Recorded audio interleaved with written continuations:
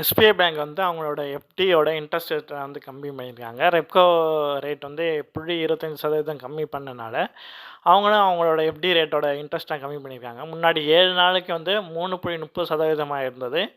இப்போ புதுசா வந்த எஃப்டி இன்ட்ரெஸ்ட் எப்படின்னா 3.05% தான் இருக்கு. அதுவும் சீனியர் சிட்டிசனுக்கு 3.80 இருந்தது. இப்போ 3.55 தான்.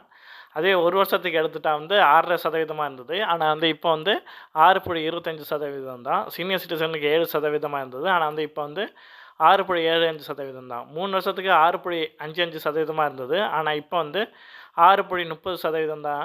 சீனியர் சிட்டிசனுக்கு 7.05% இருந்தது. ஆனா இப்போ வந்து 6.80% தான். 5 வருஷத்துக்கு மேலனா 6.30% இருந்தது. ஆனா இப்போ வந்து 6.05% தான்.